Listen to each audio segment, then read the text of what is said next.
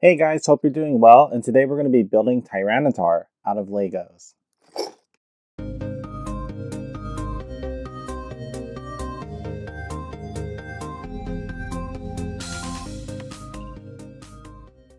Alrighty, thank you for tuning into the video. And if you don't know already, Tyranitar is from the Pokemon series, and the Legos, well, they've been around for pretty much ever.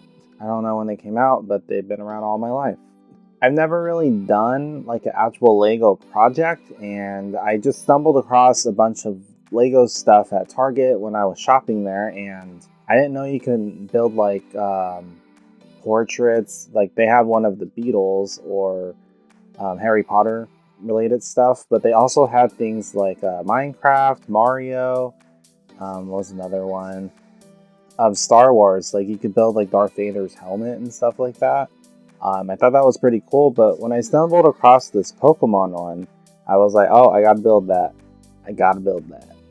So I picked it up and I bought it, and I thought, why not give it a try? I thought it'd be cool to do a time lapse like how I do my art pieces, but building the Lego piece. So that's what we're gonna be doing in this video, and I hope you enjoy, and let's get to it.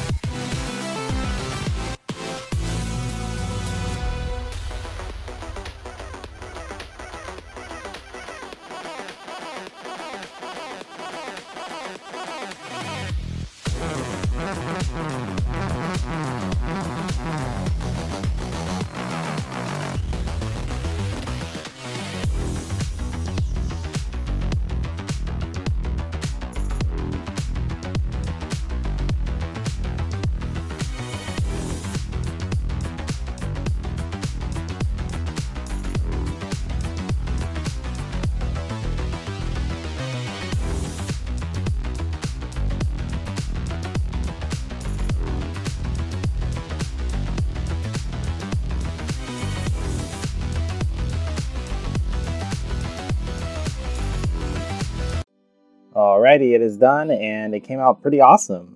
Look at it. Yeah. Opens its mouth and stuff, and you can move its head around, its arms, its legs, and its tail. I did come across some little issues building it where I had to rebuild parts, like the head, for example. There's like these little holes for these spikes to come out, but I had the holes facing inward, not outward, so I had to take it apart and do that again. But then I had to take it apart again because the mouthpiece inside, I think you can see that, the red piece down in there is a hole. That was facing the wrong way because it's supposed to be for this. Oh, dropping it. But anyways, yeah, because you can stick that right in there. And then get in there. There, and then now it's like, it looks like it's shooting out. Like a shadow ball, I'm assuming. So my advice would be to pay attention and make sure you're putting the pieces in the right spot in the right way.